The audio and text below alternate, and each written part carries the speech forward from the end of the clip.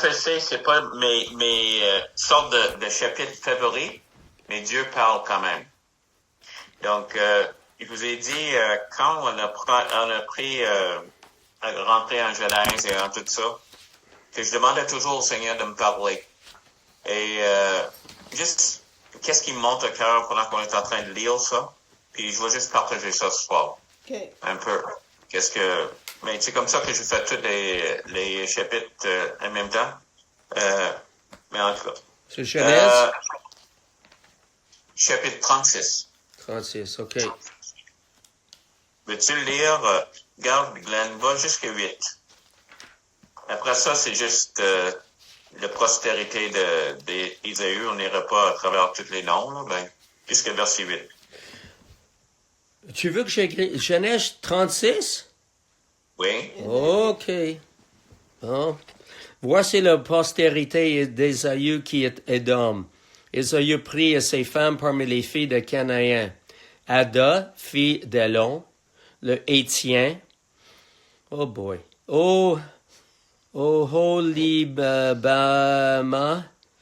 Oholibama. Oui. Oholibama. Oui, fille d'Anna, fille de Béon, le Évien, et Basmath, fille d'Ishmaël, sœur de Neba. Je te donne permission de sauter les noms, si tu veux. OK, oui, parfait. Alors, verset 6. Ésaü prit ses femmes, ses fils et ses filles, toutes les personnes de sa maison, ses troupeaux, tout son bétail et tout le bien qu'il avait acquis au pays de Canaan. Il s'en allait dans un autre pays loin de Jacob, son frère. Car leur richesse était trop considérable pour qu'ils demeurent ensemble et le contrée où ils séjournaient ne pouvait plus leur suffire à cause de leurs troupeaux. Ésaü s'établit dans la montagne de Séir. Ésaü, c'est Édom. C'est bon? Verset 8? Oui. OK. Seigneur, encore, parle-nous à travers ta parole parce que tu veux que cette parole, cet chapitre soit dans la Bible, dans la parole que tu as donnée à ton peuple. Donc, on veut le traiter avec respect, puis on veut comprendre ce que tu es en train de nous dire comme Église à travers cette histoire-là. Dans le nom de Jésus, juste aide-moi à le transmettre. Amen. Amen. Donc, pourquoi, au milieu de toute l'histoire d'Israël, il faut parler de toute la lignée ou le mot qu'il utilise, la postérité d'Isaü? Pourquoi? Parce que Ismaël a eu une promesse de la part de Dieu aussi. Mm-hmm. Puis, c'est quoi le lien entre Ésaü et Ismaël? Donc, Israël et Ésaü, c'est des frères. Israël, okay. Oui. C'est un cas d'Ésaü. Isaac était le seul père. Oui, non, je suis d'accord, mais... C'est quoi le rapport? Non, c'est parce que je te parlais d'Ismaël. Oh, Ishmaël, OK.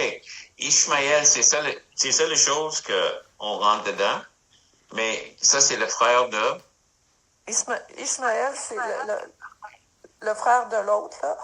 Isaac. Oui, Isaac. Je m'excuse, je suis fatiguée. C'est pas ça, c'est comme... On va le voir. Donc... c'est le frère d'Isaac. Oui, donc, le grand frère. Le grand frère. Donc, c'est l'oncle d'Ésaü. C'est ça. OK. Donc... OK. Vas-y. Ben, ce que je voulais dire, c'est Ismaël, il a eu une promesse de la part de Dieu, lui aussi, là. Mm-hmm. OK? Fait que là, je me suis mêlée, là. C'est juste l'oncle d'Ésaü. Ésaü, c'est pas son fils, là. Puis on parle de la postérité d'Ésaü. Fait que c'est moi qui est dans le champ. Non, mais les choses, c'est que... Donc, une des choses qui est dit, c'est ça. Parce que d'où vient... quelle est la personne la plus importante de la lignée d'Abraham? Isaac. Plus important que ça. Jésus. Amen. Donc, c'est ça qu'on pense. Il fallait qu'on voit la lignée des aïeux parce que le Messie sort d'Abraham. Puis il sort de Isaac, Jacob. Et donc, c'est pour ça que c'est important. Encore, Dieu ne perd pas les paroles.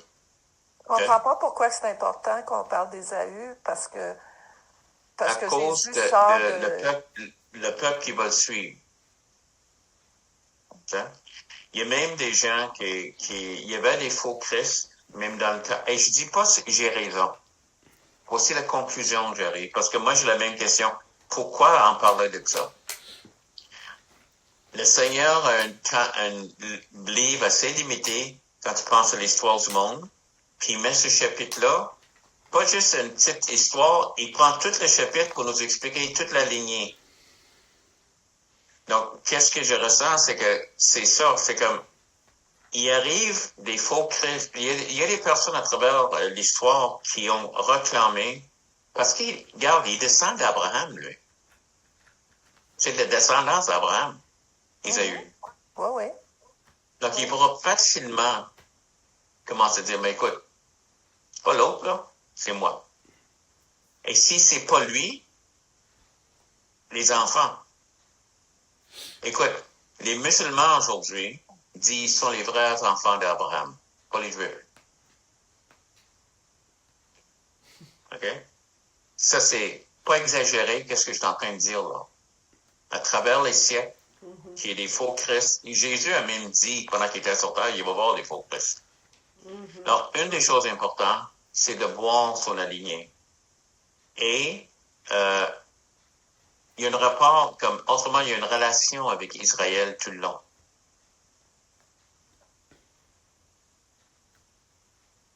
Ça fait tout sens? C'est correct si tu as des questions, vas-y. Ben là, j'ose pas parler, là, j'étais toute mêlée tantôt. Ben, j'ai dit, j'ose pas Pendant parler. que ton micro marche, c'est le temps de parler. Ben, c'est parce que moi, je pensais que toute la gang de le peuple musulman, je pensais qu'il descendait d'Ismaël. Oui. Ils descendent d'Ishmaël. Et il n'y a pas clair d'avoir l'importance d'Isaïe. Mais il parle, regarde, le peuple musulman pense qu'ils sont le vrai accomplissement des promesses d'Abraham. Oui. Ils sont le peuple parfait de qu'est-ce qu'Abraham voulait. OK, ça c'est clair. Ça, je suis d'accord. Mais pourquoi qu'on parle pas de la postérité d'Ismaël, mais qu'on parle de la postérité d'Ésaü? C'est ça. T'es-tu en train de dire que le peuple musulman s'associe à Ésaü? Que la descendance d'Ésaü, ça a fait les peuples qui ont peuplé la terre à partir d'Ésaü, c'est les peuples musulmans? Sais-tu quoi? J'ai jamais pensé à ça. Et tu as raison. Ah, parce que je dis pas trop de sottises ce soir. Oh, pas du tout. OK. C'est une très bonne question. Pourquoi l'emphase n'est pas mise sur son oncle? C'est quoi son nom? Ismaël. Ishmaël. Puis T'as raison. Parce que moi, ça m'a toujours frotté. Je voudrais dire que j'ai travaillé très fort et que je suis extrêmement fatiguée. Fait que OK. Ça m'a toujours frappé quand Dieu parle à la mère de Ishmaël qui pleure, là, puis il lui dit que son fils, il va le bénir, puis qu'il va être père d'un grand nombre. Fait que moi, toute la section des gens musulmans qui se relèvent, qui disent qu'ils sont les fils de la promesse puis les fils d'Abraham, pour moi, c'était les fils d'Ishmaël. Oui. Tu comprends? Puis là... Ouais. Mais les choses... Je sais qu'Ésaü est allé vivre en Canaan. Oui. Et c'est ça qu'on va arriver. Mais ça c'est qu'est-ce que tu dis là est vrai. Isaïe il Isaac est né d'Ishmaël. Ouais. Isaü vient de là. Il est le frère jumeau de Jacob. Oui. Mais son aligné est important. Et moi, je croyais, tu débutes avec Abraham et tu arrives. Mais tu as raison. Les musulmans, c'est vraiment Ishmaël qui est plus important. Et... Dans leur histoire. La chose est, c'est que c'était une suggestion, puis les choses qu'on regardait, puis plusieurs choses que j'ai... Et c'était celle qui faisait plus de sens pour moi. OK? Mais tu viens juste de lever une bonne question que je veux regarder. Pourquoi pas Ishmaël plus que lui? Parce qu'Ishmaël n'est pas donné une chapitre. Il est mentionné souvent. Mais il n'est pas un chapitre comme ça. Mais c'est important que ce soit ici parce que Dieu a décidé de le mettre là. Je suis d'accord. Ça, je suis d'accord. Donc, qu'est-ce qu'on remarque, c'est que pourquoi il est appelé Édom? D'où ça vient? Parce qu'il a mangé une bol de soupe rouge et c'est là dans le verset en... oh boy, j'ai pas noté. Tu te rappelles quand il a mangé le repas que Jacob lui a donné? C'est là qu'il est devenu Édom. Édom veut dire rouge. Ah oui? Oui. C'est tout ça veut dire, rouge. Mais aussi, c'est comme... en tout cas. Donc, OK, il est aussi Édom. Il a pris ses figues. Pourquoi est-ce qu'il a pris ses figues Puis ses femmes. Ses femmes. Ses femmes, ouais. J'ai lu figues, puis ça a rentré dans ma tête. Donc, Genèse 28, 6 à 9. Tu veux lire, peut-être, Denise? Ouais, je pense qu'il voulait être pas fin avec ses parents. 28. 28, 6 et 9. Oui. Ésaü vit qu'Isaac avait béni Jacob et l'avait envoyé à Padan-Aram pour y prendre femme. Et qu'en le bénissant, il lui avait donné cet ordre: tu n'épouseras pas une Cananéenne. Or, Jacob avait obéi à son père et à sa mère, et il était parti pour Padan-Aram. Ésaü vit ainsi que les Cananéennes déplaisaient à son père Isaac. Alors, il se rendit auprès d'Ishmaël. Il prit pour femme Mahalat, fille d'Ishmaël, fils d'Abraham et sœur de Nébaïot, en plus de ses autres époux. Ah. Une autre chose que je veux souligner, puis c'est vraiment, en tout cas, pour moi, c'est pas important. C'est pas les mêmes noms. Les filles qui a pris en 36, donc on ne sait pas si c'est les mêmes personnes. Des fois, on changeait de nom. Personne ne sait quoi. Donc, qu'est-ce que j'ai lu? Ça me frappait qu'ils ont changé de nom. C'est pas les mêmes noms. En 36, qui a pris des femmes, mais c'est pas les mêmes noms qui sont donnés en 28. Mais, la raison qu'ils ont pris, c'est juste pour narguer, il était fâché après Jacob, mais Jacob est parti pour narguer ses parents. As-tu déjà eu, souvent, comme pasteur, je parlais du monde, ils sont pas contents. Et je rappelle des jeunes, ça n'a pas marché comme ils voulaient, puis là, il vient me rencontrer, puis il met une cigarette dans la bouche, puis il va arrêter de fumer, à cause que le Seigneur l'a aidé, là, puis mais il fait par exprès. Le show, il voit une chose qui allait le déranger, puis là, il commence à me parler de coucher avec des filles, puis des choses de même, puis il voulait juste... Il était frustré. Excepté, ici, il fait quelque chose contre Jacob, parce qu'il est fâché. Il fait quelque chose contre Isaac et Rebecca. Mais en tout ça, il est en train de faire des choses contre Dieu. Il sait que c'est pas correct. Il est pas content, puis ça lui donne la permission de faire qu'est-ce qui n'est pas correct. De pécher contre Dieu. Il est au courant. Puis il était au courant. Probablement, Isaac a mentionné pourquoi qu'il voulait pas qu'il prenne des figues. Comme c'est pas juste cette journée-là qu'il a parlé des figues de Canaan. Il connaissait son frère, il connaissait l'attitude de son frère, il savait, tu sais. Donc, Isaïe est au courant. Comment je peux faire la pire chose? Et j'ai déjà vu des chrétiens faire ça. Ils sont pas contents. Il faut exactement, la pire chose. Il vient te voir, puis il dit, il a pas, j'ai fait Et surtout, comme le pasteur qui a enseigné toutes ces, tu sais, comment marcher en Dieu. Là, il veut vraiment, et tout ce que je peux leur dire, c'est que, écoute, c'est pas contre moi.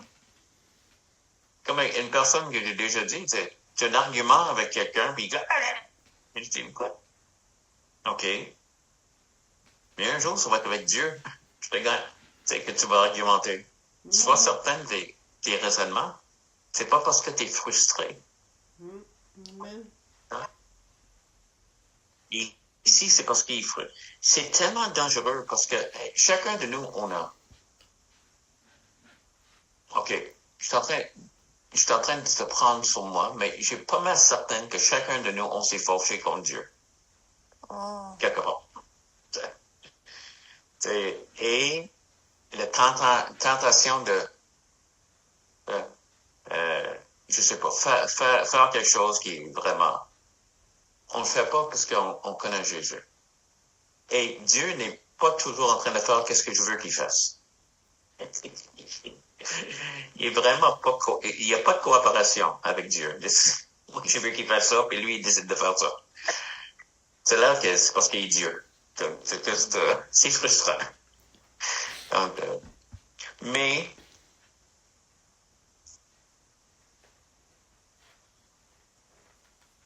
c'est ça. C'est juste, ça m'a parlé que la raison qu'il faisait ça,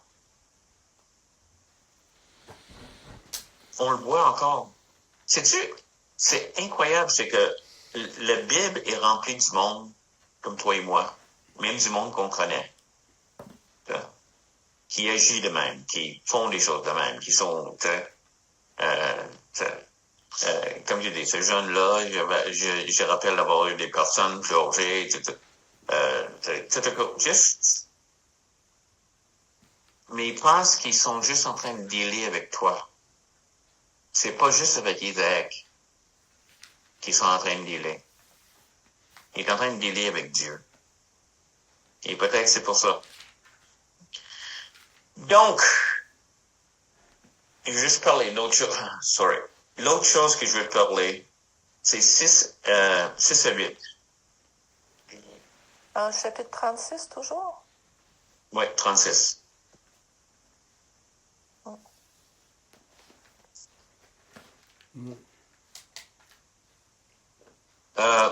OK, Linda, tu l'as?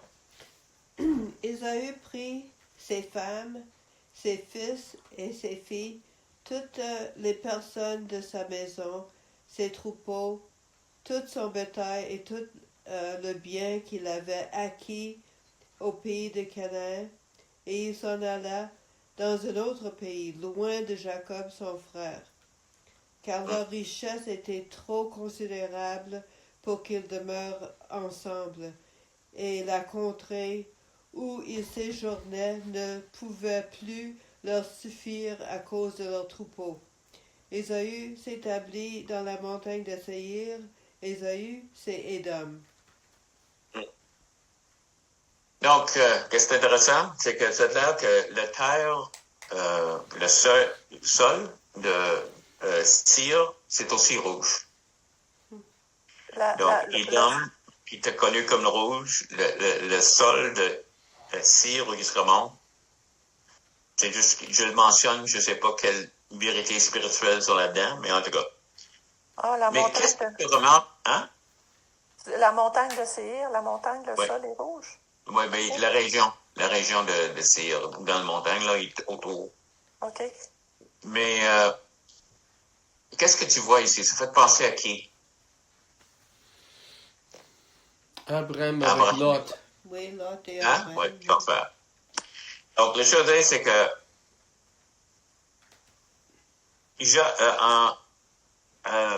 Isaïe, quand en 27, quand il a vu que son frère le devait trahir, puis il dit, t'as pas un autre bénédiction pour moi? T'as pas un autre? Pourquoi tu penses qu'il s'inquiétait? Où était le cœur d'Isaïe?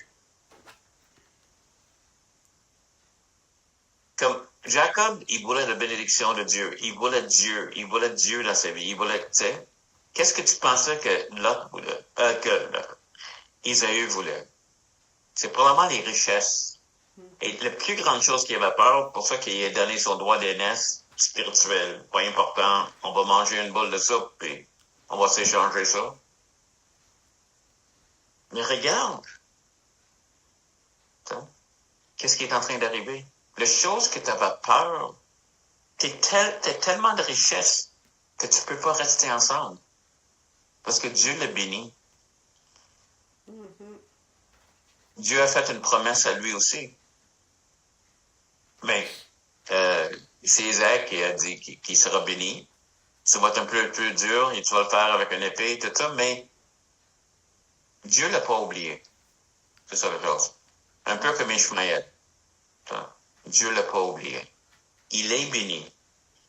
Mais qu'est-ce qui me venait à cœur? C'est comme je dis, je regarde ça, puis les choses qui me rentrent dans la tête, c'est que en Job 3.25, Job est en train de dire les choses de quoi que je vais faire.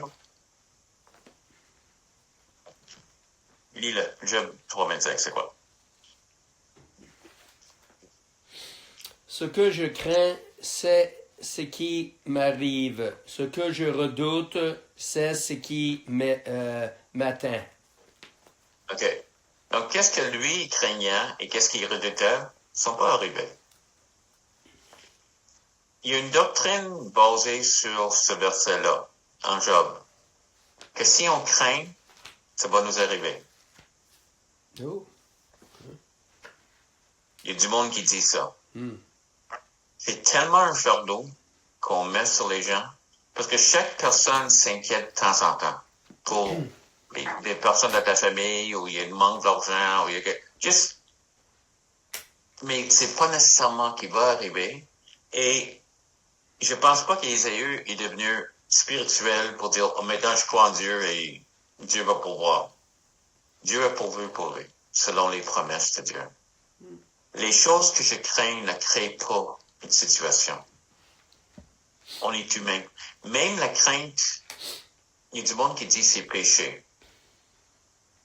C'est pas si clair que ça dans la Bible. Il y a certains moments, oui, mais il y a aussi d'autres moments que Paul dit, on craignait de mourir. Donc, humainement, ça peut arriver. Je sais pas si tu vois le lien entre qu'est-ce que tu es en train de parler maintenant et ça, parce que je veux pas tirer trop. On parle d'Ésaü, là, je parle de Job. Mais ce verset-là, et surtout le fardeau que ça a mis sur certaines personnes, ça m'a toujours, c'est comme cet enseignement-là, m'a toujours dérangé. Parce que j'ai vu à quel point que ça écrasait des gens.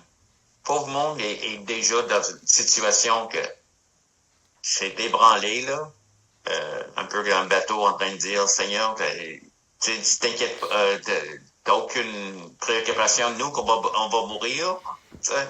Puis j'ai dit peu de fois, tu sais, OK. Mais ça arrive à tout le monde. Et de mettre un autre fardeau sur quelqu'un, puis encourage-les à croire, comme Jésus l'a fait, et regarde vers le Seigneur. Et l'autre chose, tu comprends, parce que moi aussi j'ai peur de quoi. C'est quoi le lien que tu fais avec Ésaü? OK. La chose est ici, c'est que la raison qu'il a chialé après Isaac, parce qu'il voulait de l'argent. La plus grande chose qu'il voulait, lui, c'est que il prospère. Ouais. C'est ça la raison qu'il voulait garder la bénédiction d'Isaac. Il n'était pas un homme spirituel.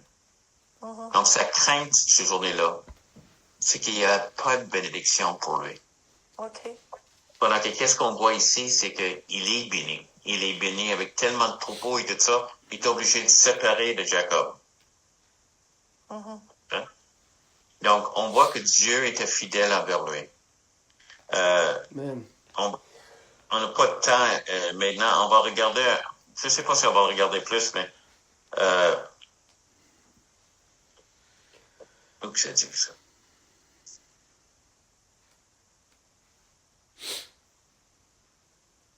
Qu'est-ce que tu cherches? J'ai plus. Je suis en train de chercher un verset. En tout cas, Dieu a dit à Israël, Édom ne voulait pas laisser Israël rentrer. Tu te rappelles? Quand ils ont quitté en Exode, ils ont quitté, Édom a dit non, ne rentre pas ici. Mais il y a une autre place qui dit, tu n'auras pas des rancunes, tu n'auras pas des mauvais sentiments envers Édom, parce que c'est ton frère. Et Dieu appelle Édom son frère. Mais, autrement, il vient de la même lignée et il faut être traité. Éventuellement, ils vont tout perdre. Même, on ne sait pas où c'est rendu Édom. Il y a du monde qui pense que c'est des Arabes, mais c'est pas certain dans l'histoire. C'est comme s'ils disparaissent. Mais Dieu n'oublie pas ses promesses. Il n'oublie pas ses fils. Et il fallait qu'Israël le traite différemment. Même si eux autres qui ont viré contre Israël, Israël n'avait pas le droit de juste garder des rancunes contre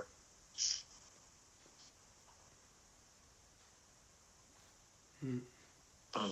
Excuse-moi que j'ai sauté un peu parce que c'est prêt. En tout cas. Mais ça m'a béni de voir ça aussi. C'est la grâce du Seigneur envers son peuple. Même Édom. Même Isaïe. Donc, comme j'ai dit, je demande toujours au Seigneur, mais de quoi tu veux nous parler dans ces versets-là? Et c'est ça qui m'est venu à cœur d'en parler. La première chose, c'est que Édom était frustré, puis il était carrément contre ses parents, puis il ne voit pas qu'il est carrément contre Dieu. Ésaü. Ça, j'ai dit? Édom. J'ai dit Édom? Ben, Édom, Édom. c'est Isaïe. C'est ça? Oui. Non, C'est ça. je me suis trompé. Excuse-moi. C'est correct. Mais Qu'est-ce je veux dire, c'est que qu'est-ce que tu penses vraiment l'utilité de ce passage, chapitre 36? Qu'est-ce qui est la vérité le plus marquant dans le passage? la seule chose, c'est comme je peux dire, c'est que qu'est-ce qui arrive quand tu regardes toute la lignée, c'est que moi, je pense que c'est vraiment une bonne... premièrement, le Messie, d'où il va venir. Puis l'autre chose, c'est que de voir... il y a certaines choses qui sont... Il y a des rois. Dieu ne voulait pas qu'il y ait des rois en Israël. Il y en a quelques-uns qui sont marqués comme rois. C'est juste... C'est une différente, certainement, cheminement. Qu'est-ce que Jacob? On voit ici, c'est que il fait beaucoup. Je remarque même, j'ai l'impression que la relation entre Jacob et Isaïe était correcte. Quand il s'est séparé, il n'y a pas de l'air, en tout cas. Oui. C'est juste ma conclusion. Ils ont l'air d'être, tu sais. Oui. Dieu l'a repéré. Oups, my battery is running low. Oui. Attends un peu. Pas comme la séparation que Jacob a eue avec Laban. Laban, c'était Non. vraiment... c'est la seule chose qui a empêché Laban de faire quelque chose à Jacob, c'est parce qu'il y a eu un songe de la part de Dieu pour l'avertir Ouais. de ne pas faire mal à Jacob. Mais on ne le voit pas ici dans ce passage. C'est ça. Donc, c'est pas pareil. C'est pas qu'est-ce qui est en train de se passer. Excuse-moi, je manquais de batterie à mourir. Non, c'est différent. Ils ont l'air réconciliés entre frères. Mais tout l'esprit d'Isaïe a continué dans son peuple. Ils étaient toujours contre Israël, ils étaient toujours en train de faire. Éventuellement, ils vont servir Israël avec Saül et David. Ils sont des serviteurs d'Israël. Mais éventuellement, ils trouvent encore leur indépendance et plus tard, ils vont encore attaquer Israël. Mais éventuellement, ils vont être complètement héritiers. Donc, Mais ça, c'est la même chose à fin de compte avec le peuple d'Ishmaël. La même chose. oui. Mais comme Denise disait tantôt, les musulmans croient qu'ils sont de descendance d'Ishmaël. Mm-hmm. Et, Oui. ils n'ont pas grand historien islamique. C'est plutôt les croyances. Puis, donc, je sais pas d'où ils prennent leurs affaires parce que une des choses dans leur croyance, c'est qu'il faut pas questionner. Oui. Yeah. C'est ça. Donc, ça, c'est considéré péché. Oui. Alors, s'ils décident que quelque chose est vrai, et si Mohamed a dit que c'est vrai, mais on ne questionne pas. Mm. Mais c'est un grand peuple. Il a affecté le monde. Je pense qu'ils étaient puissants. L'autre chose, c'est qu'ils disparaissent éventuellement. Tu parles d'Ésaü, c'est ça? Ouais. Oui. Je parle le peuple d'Isaïe. Oui. À quel moment le peuple des dons disparaît? Mais juste qu'on entend plus parler. C'est comme, on arrive, c'est dans les Chroniques et les Rois. Oui. Puis là, on n'entend plus parler. C'est comme s'il n'existe plus. C'est comme... Mais c'est pas indiqué qu'ils ont été détruits. On Ça, en c'est a entendu parler, mais... Les choses que le monde dit, là, les commentaires que j'ai lus, tout ça, c'est qu'il n'y a pas de conclusion. Mais c'est certainement, il n'y a pas de place discernable. Autrement, tout d'un coup, ils sont plus là, puis on ne sait pas d'où ils ont été. Okay. C'est comme, on est tellement, l'impression de tout notre background, on est tellement un mélange de monde. Oui. On ne sait pas, moi, c'est que c'est là que je suis indien, une partie autochtone, une partie anglais, une partie français. D'autres qui disent que je viens d'une autre planète, mais ça, on va garder ça entre nous. Donc. Mais c'est vrai que toute l'idée de la racisme, tout ça, de dire, il y a personne qui est blanc, il y a personne qui est blanc et complètement noir, complètement, on est tellement hodgepodge. Mais il y a certains pays et certains peuples qui ont arrêté, ils ont cessé d'exister. Dans l'histoire, je veux dire. Ça ne veut pas que le peuple n'existe pas. Ils sont quelque part. Et ça se peut que leur descendance est quelque part. Mais le peuple d'Isaïe, les Édomites, éventuellement, on n'entend plus parler. Donc, c'est ça que j'ai trouvé dans ce chapitre-là. Ça, j'aime mieux les chapitres qui... lui a fait ça. Oh, wow, comment que... Oh, c'est pas seulement ça, on peut en souligner ça. Mais ça me parlait quand même d'attitude, d'autres choses qu'il y avait. Isaïe est quelque chose... Si tu te rappelles l'histoire d'Isaïe, il n'a pas été loin. Il s'est installé où il pouvait... Non seulement il prenait des femmes, mais il voulait que Isaac et Rebecca puissent le voir. Il n'a pas été loin. Mm-hmm. C'est comme... Il était frustré, le gars. Yeah. C'est triste. Seigneur, que tu fais quelque chose avec tout ça, on espère que... On te bénit, Seigneur. On te bénit que tu es fidèle à ta parole. On te bénit, Seigneur, que ce soit des héros de la foi ou des personnes qui ont complètement rejeté la foi. Tu nous parles. Tu nous parles, Seigneur, de comment être avec toi. Ouais. Comment être les uns envers les autres, Seigneur. On prie pour des frères et des sœurs, Seigneur, qui sont frustrés maintenant. Frustrés avec des circonstances ou d'autres choses, où ça ne marche pas comme ils veulent, et qui font pas la même chose qu'Isaïe. Tu as rejeté. Oui. Alléluia. Oui, Seigneur. Le bébé avec l'eau sale, dans le nom de Jésus. Oui, Nous prions que ces frères frustrés qui aient un cœur pour toi, Seigneur. Amen. Oui, merci. Amen, Seigneur. Amen. Alléluia. Merci. D'autres choses? Est-ce qu'on a d'autres choses à vous partager? Pas de questions? Good. Parce que je suis tellement clair, ça montre que Non, pas de questions. Pas de questions. on se voit dimanche comme ça. Oui, Oui. merci Merci, beaucoup. Gary. Hey!